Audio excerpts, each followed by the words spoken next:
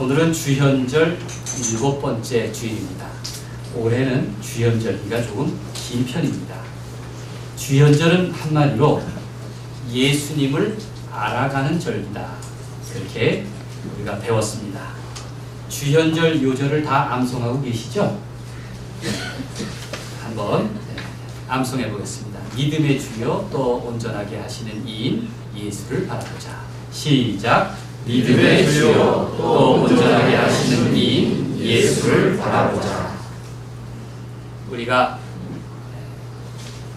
7가지 비전을 정하고 어떻게 하면 예수님의 마음을 닮을까, 또 예수님이 기뻐하시는 교회가 될까, 그렇게 새기고 있는데, 오늘 처음 기도한 우리 박윤덕 집사님이 7가지 비전을 풀어가면서 기도를 잘했습니다. 잘했지요? 네. 참 고맙습니다. 늘 예수 그리스도의 마음을 닮아가는 여러분 모두가 되기를 바랍니다. 아멘. 이제 절기는 주현절에서 사순절로 향하고 있습니다. 특별히 올해는 3월 1일이 제의 수요일입니다.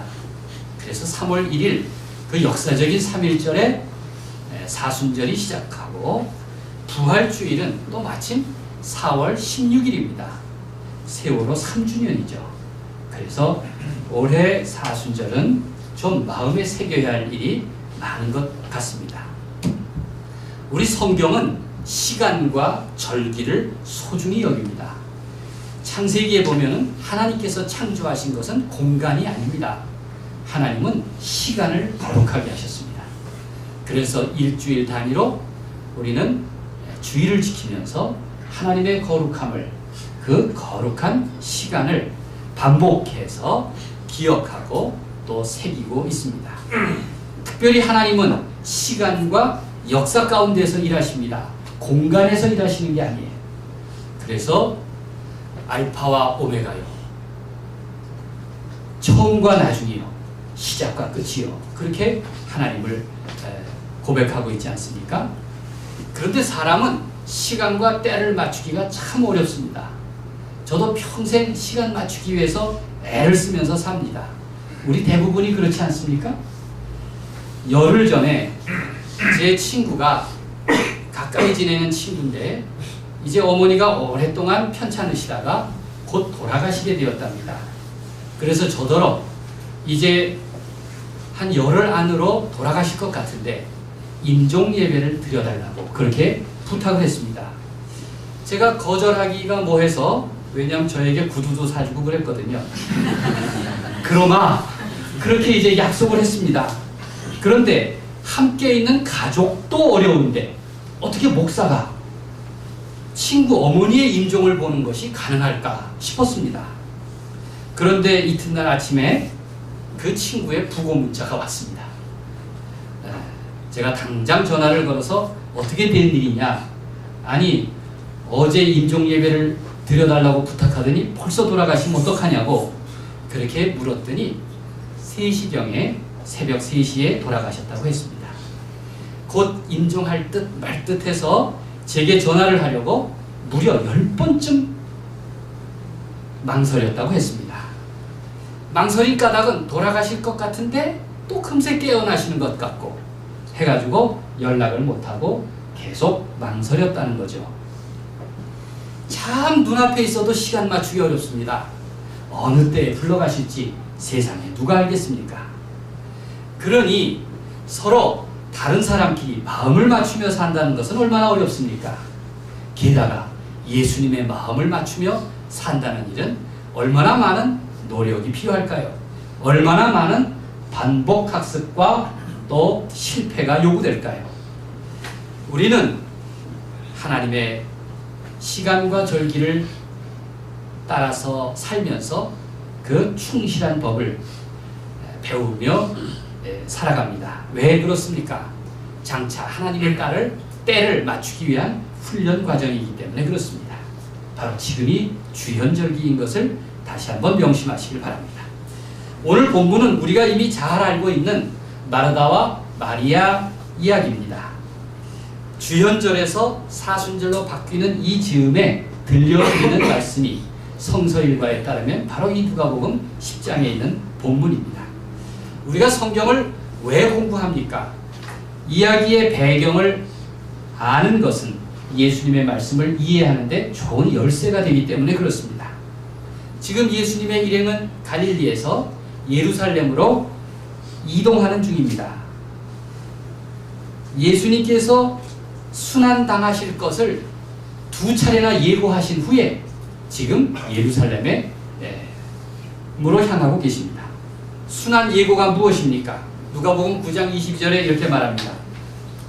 인자가 많은 고난을 받고 장로들과 대제사장들과 서기관들에게 버림받아 죽임을 당하고 제3일에 살아나야 하리라. 이렇게 기록하고 있습니다. 대제사장이 있는 곳이 예루살렘 아닙니까? 그곳에서 많은 고난을 받고 죽임을 당할 것이다. 그러나 제3일에 다시 살아날 것이라 말씀하신 것이 순환 예고입니다. 이 말씀을 한 번만 한 것이 아닙니다. 들을 귀가 없는 제자들이 듣도록 거듭 말씀하셨습니다. 이제 누가복음 9장 44절인데 이 말을 너희 귀에 담아두라. 인자가 장차 사람들의 손에 넘겨지랴. 그렇게 말했습니다. 너희 귀에 담아두어라. 그러나 귀담아 듣지 않는 사람들에게는 예수님의 예고편도 그저 숨겨진 말씀일 뿐이었습니다. 이제 예루살렘으로 향하신 예수님의 길은 십자가로 나아가는 고난의 길이 분명했습니다. 예수님이 그렇게 거듭 말씀하셨거든요. 그런데 제자들은 그 말씀을 듣고도 주님의 뜻을 헤아리지 못하고 주님의 시간을 알지 못했습니다. 이럴 때 뜻밖에도 마르다와 마리아 자매가 등장한 겁니다.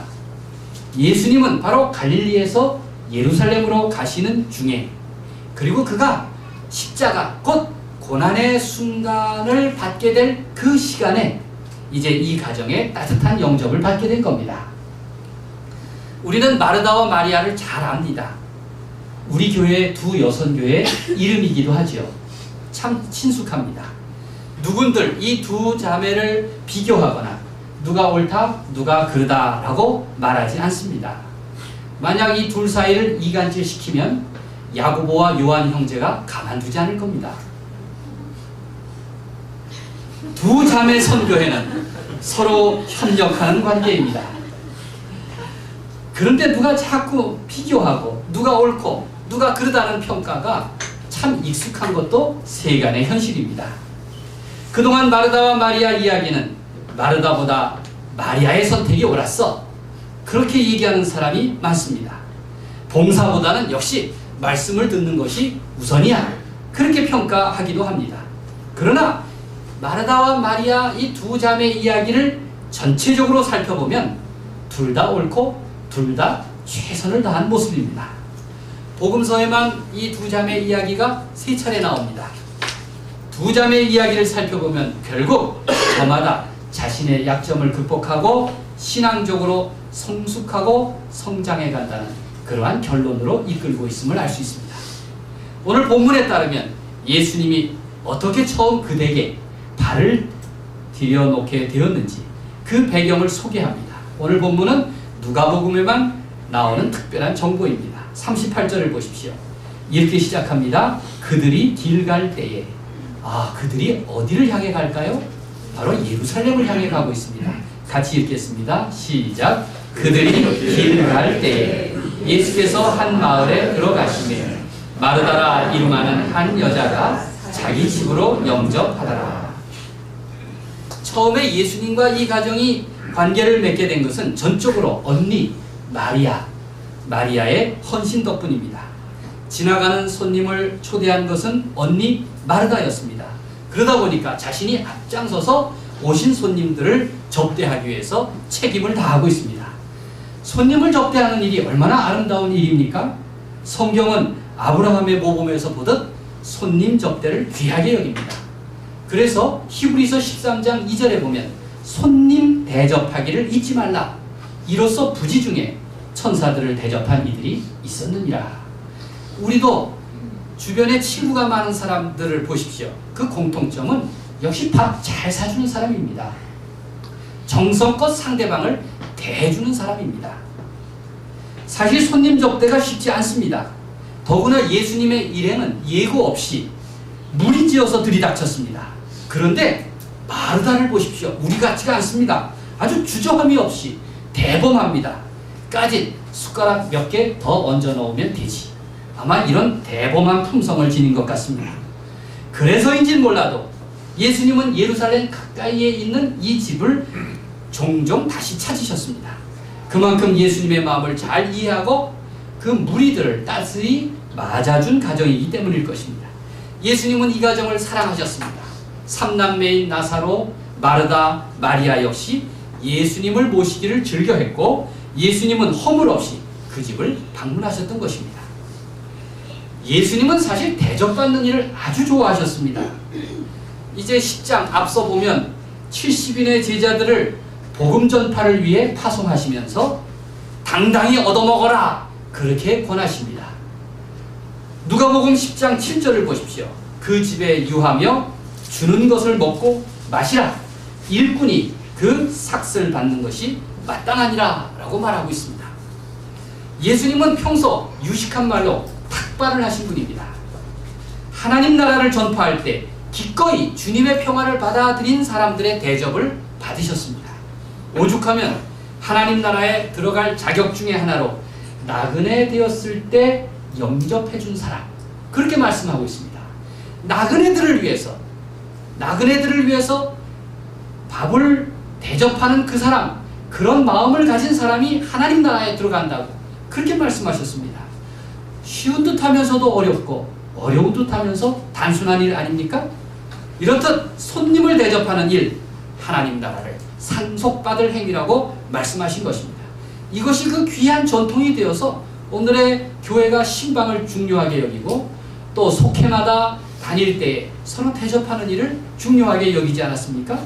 그러니 마르다가 한 손님 접대는 하나님 나라를 차지할 만한 아주 귀중한 사역입니다. 마르다는 성경 전체를 통해서 늘 섬김의 모습을 보여주는 좋은 본보기로 소개되고 있습니다. 그런 만큼 마르다가 한 손님 접대의 수고는 참으로 정당하고 귀합니다. 마르다가 길 가는 그 예수님 일행을 손님으로 선뜻 맞아들이고 대접하려는 마음의 결단이 없었다면 그 자매가 예수님과 관계 맺기는 아예 존재할 수가 없었을 것입니다. 그런데 오늘 본문이 다루려는 주제는 무엇입니까? 누가 훌륭한 봉사자인가? 그것이 아닙니다. 누가복음 9장과 10장의 전후 맥락을 보면 오늘 본문의 주제는 누가 예수님의 고난의 길에서 적절히 응답했는가라고 볼 수 있습니다. 누가 손님 대접을 잘했는가? 누가 따뜻하게 접대했는가가 아니라 누가 예수님의 그 십자가 길을 가는 그 순간, 그 시간에 적절하게 주님에게 응답했는가라고 하는 것이 주제인 것입니다. 그런데 동생 마리아는 어떻습니까? 손님을 접대하기 위해서 분주히 다니는 언니를 돕기는커녕 오히려 손님들의 모임에 합류해서 예수님의 발치에 앉아 말씀을 경청하고 있는 것입니다. 마치 제자의 한 사람 같아 보입니다. 어느 순간 예수님의 그룹에 끼어서 말씀을 듣고 있는 겁니다. 언니가 볼 때는 이게 주제 넘은 일 같고 또 자신을 돕지 않는다고 불평할 만한 일이었습니다. 이런 상황은 언니 마르다의 눈에 몹시 불편해 보였습니다. 게다가 일손이 딸려서 마음이 분주한 터였습니다. 체면불구하고 예수님이 가르치는 그 곳에 가서 예수님께 말합니다. 예수님께 드리는 말씀을 통해서 자기 동생을 간접적으로 나무란 것입니다. 40절을 보십시오. 주여, 내 동생이 나 혼자 일하게 두는 것을 생각하지 아니하시나이까? 제가 뭔데 거기에 앉아있는 겁니까? 그건 이제 생략된 말씀입니다. 그를 명하사 나를 도와주라 하소서. 그를 명하사 나를 도와주라 하소서. 이렇게 말하고 있는 것입니다. 마르다의 불평은 아주 정당해 보입니다. 마르다의 일리 있는 불평을 들은 예수님께서는 그런데 상식밖에 말씀을 하십니다. 41절 42절을 보십시오. 마르다야 마르다야, 시작. 마르다야 마르다야, 내가 많은 일로 염려하고 근심하라. 몇 가지만 하든지 혹은 한 가지만이라도 족하니라. 한 가지만이라도 족하다. 그래서 오늘 설교 제목이 만족한 한 가지입니다. 네가 지금 최선의 것 한 가지를 택하라. 손님을 접대하는 일로도 바쁘고, 자기 동생을 야단하는 일도 바쁘고, 또 손님들이 하는 일을 또 눈치 보는 것도 바쁘지만, 그러나 여러 가지 일이 아니라 지금 필요한 시간은, 지금 필요한 일은 한 가지다. 그렇게 말씀하고 있습니다. 그렇다고 이 말씀을 마리아를 두둔하고 마르다를 책망하는 걸로 오해해서는 안 됩니다. 봉사하는 것보다는 앉아서 말씀 듣는 것이 우선이다. 이걸 오해해서도 안 됩니다. 마리아가 마르다보다 더 바른 선택을 했다고 해서 우쭐할 일도 아닙니다. 아마 그럴까봐, 그런 오해를 할까봐 이런 성경 유머도 생겨난 모양입니다. 예수님이 마르다와 마리아 중 누구를 더 사랑하셨을까요? 거룩한 사람들은 유머를 해도 성경적으로 합니다. 정답은 마르다입니다. 왜냐하면 성경에 그렇게 정답을 말하고 있습니다.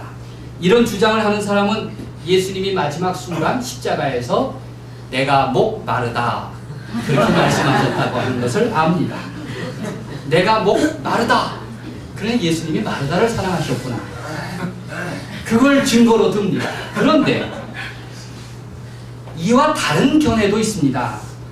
마리아 지지자들은 예수님이 내가 목 마르다라고 말씀하신 것은 맞지만 이어서 하신 말씀이 그 십자가 주변 상황이 너무 시끄러워서 제대로 기록되지 않았다는 겁니다. 내가 목 마르단 마리아 이렇게 말했답니다. 그러니 둘 사이를 비교하는 일이 얼마나 어리석으냐, 그걸 말하는 성경 유머 아닙니까? 마르다의 봉사는 얼마나 중요합니까? 누가복음 10장에서 마르다와 마리아 본문에 앞서서 바로 선한 사마리아 사람 이야기가 나옵니다. 바로 사랑의 봉사를 찬미한 내용입니다. 그 결론이 무엇입니까? 가서 너도 이와 같이 하라 아닙니까? 바로 다음 구절에 나오는 것이 마르다의 선행입니다. 마르다는 그 사랑의 봉사를 실천에 옮긴 사람입니다. 성경은 이미 마르다에 대해서 높은 평가를 전제하고 있는 것입니다. 그런 전제 속에서 마르다와 마리아 이야기가 나옵니다. 오늘 본문을 이해하는 데 중요한 것은 바로 사건의 배경이라고 볼 수 있습니다. 어떤 상황과 환경에서 예수님께서 말씀하셨을까? 그것을 궁리해야 합니다. 지금 예수님은 갈릴리에서 예루살렘으로 가시는 길입니다. 두 차례 순환 예고 직후였습니다. 이미 예수님은 예루살렘으로 가는 길이야말로 고난과 십자가의 길임을 예고하셨습니다. 가장 중요한 관심사는 지금 여러 가지가 아닙니다. 바로 고난의 길, 그 십자가의 길, 그 한 가지였던 것입니다.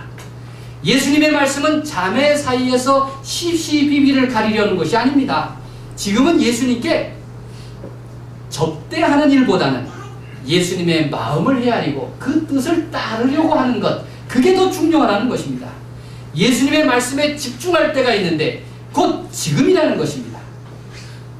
지극한 손님 접대도 중요하고 봉사도 중요하지만 그것이 최선일 때가 있고 말씀을 우선시해야 할 때가 있는데 지금이 바로 그때라고 마르다에게 가르치셨습니다. 이것이 예수님께서 마르다에게 하신 권면입니다. 마르다와 마리아 자매의 영접은 참 귀합니다. 마르다는 손님을 정성껏 맞이했고 마리아는 주님을 모시고 말씀을 청종했습니다. 두 자매의 모습은 우리 모든 사람들의 모범입니다. 다만 지금 고난의 길을 가시는 예수님께 필요한 것이 무엇일까요? 본문은 여러 가지 봉사보다는 단 한 가지, 지금 주님의 십자가의 길의 뜻을 묻고 주님의 마음과 하나 되는 것, 주님과 연합하는 일이라고 답하고 있습니다.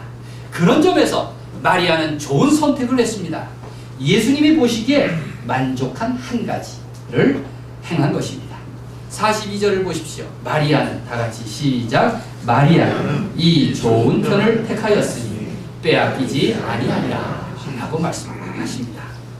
여러 가지 일 중 한 가지를 할 것입니까? 지금밖에 기회가 없는 그 한 가지는 과연 무엇입니까? 어느 것이 좋은 편입니까? 예수님은 지금 가장 중요한 일은 단 한 가지 일, 곧 예수님의 말씀을 듣고 올바른 관계를 맺는 일이라고 그렇게 말씀하셨습니다. 전통적으로 마르다는 봉사를 잘하지만 그것은 결코 덜 중요한 일이 아닙니다. 우리 교회는, 이 세상의 모든 교회는 세상 속에서 소금과 빛처럼 더 많은 사랑의 봉사를 해야 합니다. 그리고 더 많은 봉사에 앞서서 주님의 말씀을 들어야 합니다. 존 웨슬리는 은총의 수단이라는 설교에서 이렇게 말했습니다. 하나님의 은총을 갈망하는 모든 사람은 성경을 찾으면서 기다려야 한다고 했습니다. 하나님의 은총을 갈망한다면 먼저 하나님의 말씀을 찾고 기다려라.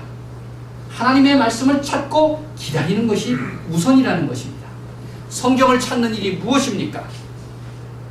바로 예수님의 발치에 앉아서 말씀을 경청하는 일이 아니겠습니까? 지금 예수님은 순한 예고처럼 십자가의 길을 걷고자 하십니다. 예루살렘에는 커다란 시련과 고난이 예고되어 있습니다. 지금 예수님은 더 많은 봉사를 받기보다는 더 많은 사람이 하나님의 뜻을 알기를 원하십니다. 많은 봉사를 하고 나서도 뭔가 빠진 것이 있다고 느낄 때가 있을 겁니다. 교회에 와서 많은 봉사를 했지만 그러나 하나님의 말씀을 주의 깊게 듣지 않았다면 아마 돌아가면 뭔가 허전할 것입니다. 열심히 식당 봉사는 했지만 그러나 말씀 듣는 일에 소홀히 했다면 뭔가 교회에 다녀온 느낌이 잘 들지 않을 수도 있습니다. 어떤 아기 엄마가 유모차를 몰고 시장에 갔습니다. 이것저것 쇼핑하느라 대만족을 했는데 정작 슈퍼에다가 유모차와 아기를 두고 왔다고 합니다. 지금 예수님은 예루살렘으로 향하고 있습니다. 당장 위협과 위기가 눈앞에 닥쳐 있습니다. 이러한 때 우리가 할 수 있는 참된 봉사는 무엇일까요? 잠자리 걱정, 음식 걱정, 그것이 아닐 것입니다. 어떻게 하면 주님의 뜻에 동참할 것인가? 어떻게 주님의 마음에 동참할 것인가 하는 것이 우선순위가 아니겠습니까? 바로 마르다는 예수님을 손님으로 맞았습니다. 예수님을 다만 손님으로 모시겠습니까? 한 걸음 더 나아가서 내 삶의 주인님으로 모셔야 할 것입니다. 이제 우리는 예수 그리스도를 대접하는 분에게서 이제는 내가 진정 그리스도로 고백하는 주님으로 모셔드려야 합니다. 오늘 교회가 행하는 수많은 이벤트들 속에서 정작 주님의 마음에 드는 일은 무엇일까요? 여러 가지 봉사들 중에서 주님의 뜻에 맞는 진실한 수고는 무엇일까요? 더 나아가 지금 내 인생의 그 여러 가지 일상 속에서 그 분주함 속에서 과연 선택할 만한 딱 한 가지를 꼽으라면 지금은 무엇일까요? 여러분은 순간순간 그것을 분별할 수 있는 지혜를 가지고 있습니까? 그것을 선택할 수 있는 담대한 마음을 갖고 있습니까? 우리는 그때그때 하나님의 뜻을 분별할 지혜를 구해야 합니다. 하나님의 때, 하나님의 시간, 하나님의 역사에 참여해야 할 이유입니다. 가장 좋은 것, 최선의 한 가지를 선택하기 위해서 우리는 주님의 부르심에 순종하고 그 말씀을 청종해야 할 것입니다. 하나님께서 우리에게 지혜를 주셔서 또 용기를 주셔서 내 삶의 결정적 순간마다 만족한 한 가지를 허락하시기를 우리 주님의 이름으로 간절히 축원드립니다.